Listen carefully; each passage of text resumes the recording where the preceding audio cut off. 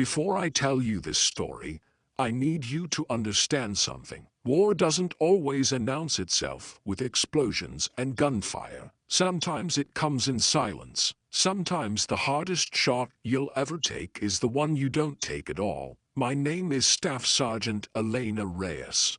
And what I'm about to share with you happened in the mountains of northern Iraq in 2017. This is the story of a decision that saved 100 lives and cost me the one thing I valued most: my career, my reputation, and my belief that doing the right thing would always be enough. They call us ghost operators, snipers who work alone or in pairs, embedded deep in hostile territory for weeks at a time. Our job is simple on paper: observe, report, and when authorized, eliminate high-value targets. But like everything in war, reality is far more complicated than the manual suggests. I'd been a sniper for 6 years when this mission came down. I'd completed 43 deployments, taken 31 confirmed shots, and never once missed my target. I was good at my job. More than good, I was one of the best in my unit.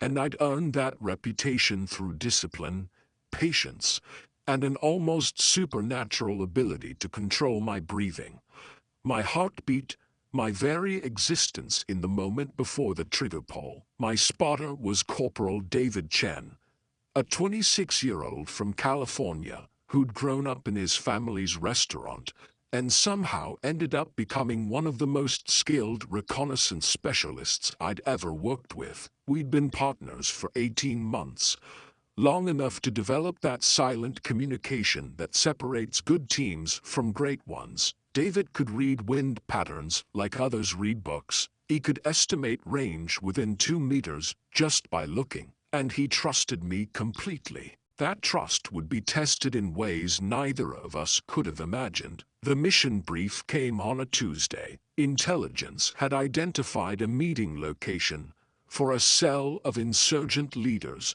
planning a major attack on a coalition base. The base housed over 800 personnel: soldiers, contractors, interpreters, medical staff. The attack, if successful, would be catastrophic. Our job was to set up overwatch on the compound where the meeting would take place, and when authorized by command, eliminate the targets. Standard operating procedure. We'd done it before. We'd do it again, or so I thought. David and I inserted at night, hiking 8 miles through terrain that would break most people. We carried 70 pounds of gear each: my rifle, ammunition, communications equipment, rations for a week, water purification tablets, and all the other essentials for surviving in a hostile environment, where the nearest friendly forces were 2 hours away by helicopter. We found our position on the 3rd day. It was perfect. A rocky outcrop that gave us clear line of sight to the compound below, while keeping us completely concealed. We were 800 meters away, well within my effective range. We dug in, camouflaged our position, and settled into the waiting game that defines so much of what snipers actually do. People think our job is about shooting. It's not. It's about waiting. It's about staying absolutely still for hours, days even, while your muscles cramp and your mind plays tricks on you, and every instinct screams at you to move, to shift position, to do something other than lie there in the dirt, becoming part of the landscape. We waited for 2 days. David and I took shifts: 4 hours on watch, 4 hours resting, rotating through the cycle while we monitored the compound below. We watched people come and go. We noted patterns. We photographed faces and transmitted them back to intelligence for identification. We did our job. On the 3rd day, they arrived. 5 vehicles, heavily armed guards, and 6 men in traditional dress who moved with the confidence of people used to being in charge. Intelligence confirmed the identities within an hour. These were our targets: high-value insurgent leaders, responsible for numerous attacks on coalition forces, men with blood on their hands and more violence planned. The authorization came through encrypted communications. We were clear to engage when we had clear shots on all primary targets. No witnesses if possible. Clean operation. I settled into position behind my rifle. The M110 semi-automatic sniper system had been my companion for 3 years. I knew every quirk, every tiny adjustment needed for different conditions. At this range, in these conditions, I could put a round through a quarter 9 times out of 10. David gave me the readings. Wind speed, direction, temperature, humidity, angle of declination. I made the calculations automatically. Adjustments I'd made thousands of times in training and dozens of times in combat. My breathing slowed, my heart rate dropped. I entered that zone where nothing exists except you, your weapon, and your target. Target 1 in position, David whispered, his eye pressed to the spotting scope. Clear shot. I found him in my scope. The primary target, a man intelligence had been tracking for 2 years. Through my magnified view, I could see his face clearly. He was talking to someone, gesturing with his hands, animated about something. Target 2 moving into position, David continued. 3 and 4 still inside. 5 and 6 near the vehicles. This was it, the moment we'd been waiting for. I had the shot. I had the authorization. I had done this before. One smooth trigger pull, and the man responsible for the deaths of dozens of soldiers would cease to exist. My finger rested on the trigger. I controlled my breathing. In, out, in, out. The shot would come on the exhale, in that moment of perfect stillness between breaths. And that's when I saw her. A little girl, maybe 7 years old, ran into my field of view. She was laughing, chasing something. A ball maybe, or a toy. She ran right up to target 1, and he scooped her up in his arms, spinning her around. Through my scope I could see her face split in a huge smile. I could see him kiss her forehead. My finger froze on the trigger. You have the shot, David whispered. Target 1 is stationary. I did have the shot, a clear one. The girl was in his arms, but she was small. And I was good enough to make this work. I'd trained for scenarios exactly like this. Collateral damage was always a consideration, but the math was brutal and clear. 1 child's life versus potentially hundreds of soldiers. But here's what they don't tell you in sniper school. Here's the lesson that no amount of training can prepare you for. When you look through that scope, when you see a man holding his daughter the same way you've seen your father hold you, the same way you've seen your brothers hold their kids, the math stops being theoretical. That little girl wasn't collateral damage. She was someone's entire world. Reyes, do you have the shot? David's voice held an edge now. We had a narrow window. The targets wouldn't stay in position forever. Negative. I whispered. Civilian, in the line of fire. She's small. You can make this shot. We need to take it now. He was right, tactically, strategically.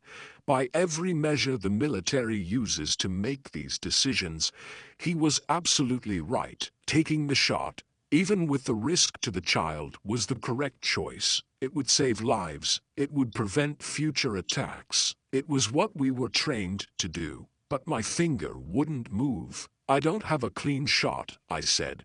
And even as the words left my mouth, I knew what they would cost me. The moment passed. Target 1 carried the little girl inside. The other targets dispersed. Our window closed. The mission was compromised. David didn't say anything, but I could feel his disappointment, his confusion. We stayed in position for another day, hoping for another opportunity, but it never came. The targets left separately, vanishing back into the network of safe houses and sympathizers that made tracking them so difficult. We extracted on schedule, hiking back through hostile territory to our pickup point. David barely spoke to me. When we finally reached base, I knew what was coming. The debriefing was brutal. Why didn't I take the shot? I had clear authorization. I had the capability.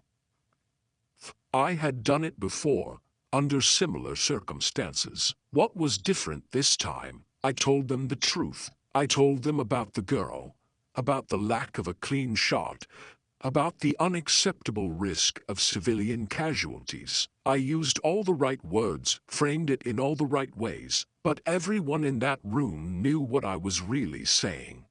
I chose not to take the shot because I couldn't live with killing a child, even to eliminate a high-value target. The official report was carefully worded, mission compromised, due to unanticipated civilian presence. No disciplinary action recommended, but concerns noted about operator judgment under pressure. That's military speak for, she froze and we're not sure we can trust her anymore. I was removed from sniper duty, pending psychological evaluation. The evaluation took 3 weeks. They asked me the same questions in different ways, trying to determine if I was still fit for duty, if I could still make the hard calls, if I would hesitate again. I answered honestly, yes, I would hesitate again. Yes, if faced with the same situation, I would make the same choice. No, I didn't regret it. That honesty ended my career as a sniper. But here's the twist, the part that makes this story worth telling, the lesson that took me years to fully understand. 2 months after our failed mission, intelligence intercepted communications from that same insurgent cell. They were planning to move their operations, to disperse into the general population of a nearby city. It would make them nearly impossible to track, nearly impossible to target. They'd become ghosts. But before they could execute that plan, something unexpected happened. One of the men who'd been at that meeting, not one of our primary targets, but someone in their network, turned informant. He approached coalition forces with information, detailed, actionable intelligence about the entire network. Names, locations, plans, funding sources, everything. When asked why he'd betrayed his comrades, why he'd turned against people he'd fought alongside for years, his answer was simple. He'd been at that compound the day we had them in our sights. He'd seen Target 1 with his daughter. He'd gone home that night to his own children, and realized he was on the wrong side of a war that was destroying families just like his. But more than that, he'd heard the story. In those insurgent networks, information travels. They knew someone had them dead to rights that day. They knew a coalition sniper had a clear shot, and they knew that sniper didn't take it because of a little girl. That single act of restraint, of humanity, planted a seed of doubt. If the enemy could show mercy, could choose not to kill when killing would be easy, maybe they weren't the monsters the insurgent leaders claimed they were. Maybe there was another way. The intelligence that informant provided led to the arrest of 43 insurgent operatives. It prevented 6 planned attacks. It saved, by conservative estimates, over 100 coalition and civilian lives. All because I didn't pull the trigger that day. Now, here's where I need to be clear about something. I'm not telling you this story to say that mercy is always the right answer. I'm not saying that restraint is always rewarded. In fact, in most cases, hesitation in combat gets people killed. The rules of engagement exist for a reason. Split-second decisions in war don't usually come with happy endings and moral clarity. If I'd taken that shot, if I'd eliminated those targets, maybe we would have prevented attacks through different means. Maybe those 6 planned operations would have been stopped another way. Maybe the math would have worked out the same, but maybe that little girl would have died in her father's arms. And maybe that death would have created 10 more insurgents, 20 more people with legitimate grievances and burning hatred. Maybe that one bullet would have echoed through generations. I'll never know. That's the weight every soldier carries. The uncertainty of consequences, the butterfly effect of every decision made in the fog of war. What I do know is this. The 3 seconds I spent looking at that little girl's face, the 3 seconds where my finger rested on the trigger and refused to move, Those 3 seconds defined my entire military career. They cost me my position, my reputation as a reliable operator, my trajectory toward advancement. They ended the path I'd planned for my life, but they also taught me the most important lesson I've ever learned about being a soldier, about leadership, about being human in situations designed to strip away humanity. Sometimes the hardest thing to do isn't pulling the trigger. It's not pulling it. Sometimes courage isn't about following orders. It's about trusting your instinct when everything and everyone is telling you you're wrong. Sometimes the most important shot is the one that stays in the chamber. After my psychological evaluation, I was reassigned to training duty. I went from operating in the field to teaching new snipers how to shoot. Some people saw it as a demotion. Maybe it was, but I saw it as an opportunity to pass on a different kind of lesson. I teach the technical skills, absolutely. I teach windage and elevation, breathing control, and trigger discipline. I teach everything a sniper needs to know to make that shot when it counts. But I also teach something else, something that's not in the manual. I teach my students that they're more than weapons, that every trigger pull is a moral choice as much as a tactical one, that following orders is essential,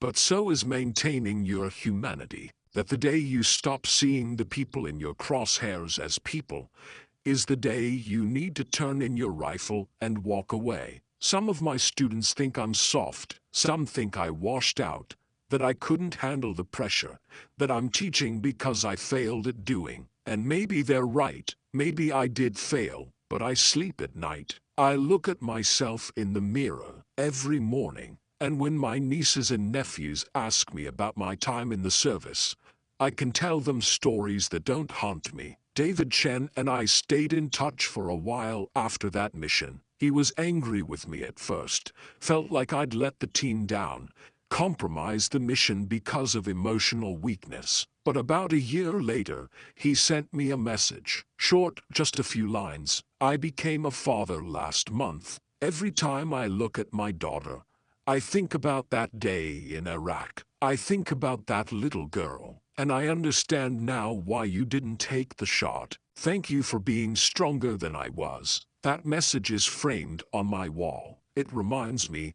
that the choices we make ripple outward in ways we can't always see in the moment. It reminds me that there are different kinds of strength, different kinds of courage. The man I didn't kill that day, Target 1, he's dead now. He was killed in a drone strike 8 months after our mission, in a different location, under different circumstances. I don't know what happened to his daughter. I hope she's okay. I hope she's growing up somewhere safe, somewhere far from the violence that defined her father's life. I hope my choice to not pull that trigger gave her a chance at a different future. But I'll never know. That's the hardest part of this whole story. I'll never know if I made the right choice. I'll never have that certainty. All I have is the knowledge that in that moment, faced with an impossible decision, I chose what I could live with, not what was easy, not what was tactically sound,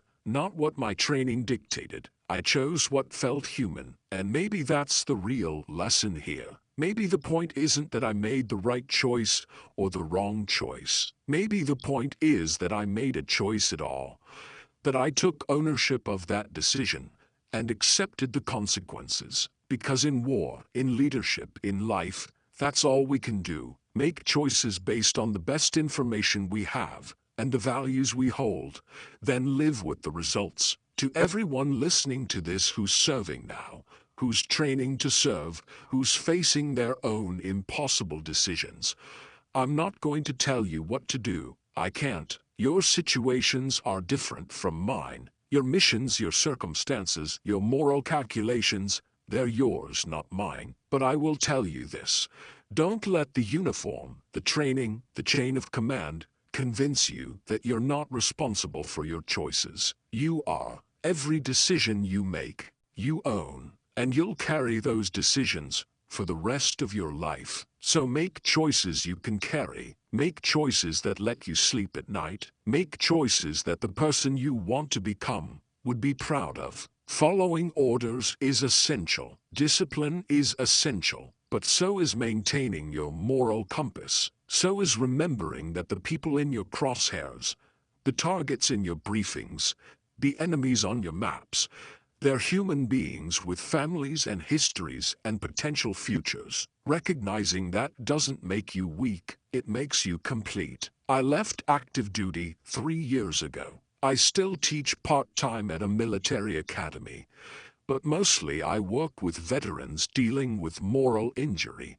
with the psychological weight of decisions made in combat. I help them process what they've done, what they've seen, what they carry. And the number one thing I tell them is this: you're not broken because you feel the weight of your choices. You're human. The day you stop feeling that weight, the day killing becomes easy and consequence-free, that's when you should worry. The struggle, the doubt, the questioning, that's proof you're still whole. Operation Sandstorm ended my career as an operator, but it began my real education in what it means to be a soldier, not a weapon, not a tool, not a machine that follows programming. A soldier, someone who fights for something bigger than themselves, who makes impossible choices in impossible situations, who carries the weight of those choices with honor and honesty. The 3 seconds I spent with my finger on that trigger, staring at a little girl's smile,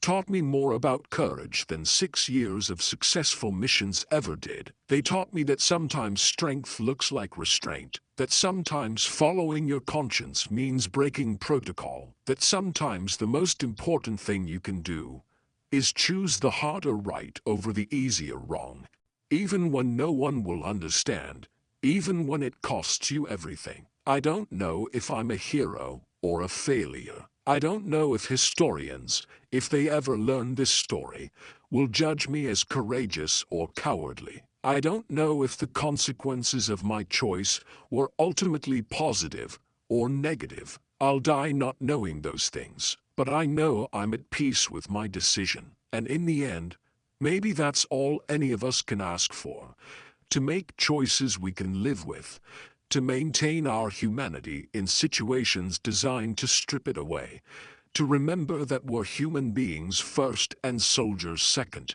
That's the lesson of Operation Sandstorm. That's what those 3 seconds taught me, and that's what I hope you'll carry with you.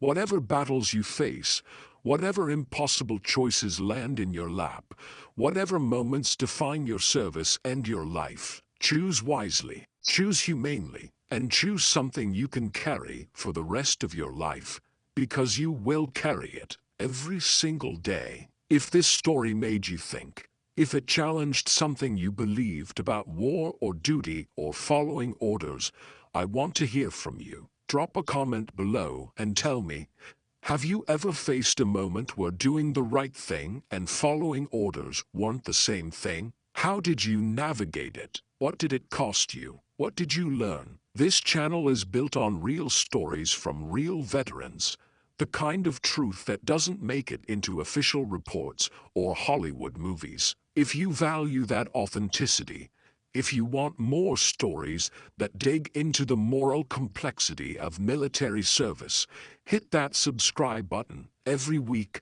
I bring you perspectives that challenge assumptions and honor the reality of what soldiers actually face. Share this video with someone who needs to hear it. Maybe it's a service member struggling with the decision they made in combat. Maybe it's a civilian who wants to understand what soldiers really go through. Maybe it's a young person considering military service who needs to know that maintaining your humanity and being an effective soldier aren't mutually exclusive. Turn on notifications so you never miss a story. These conversations matter, your perspective matters, and together, we're building a community that respects the complexity of military service and the people who dedicate their lives to it. Leave your thoughts in the comments. Agree with my choice? Think I failed my mission? Somewhere in between, All perspectives are welcome here, as long as they're respectful. We're all trying to figure out these impossible questions together. Until next time, stay true to yourself, trust your moral compass, and remember that the hardest choices often teach the most important lessons. This is Staff Sergeant Elena Reyes, signing off.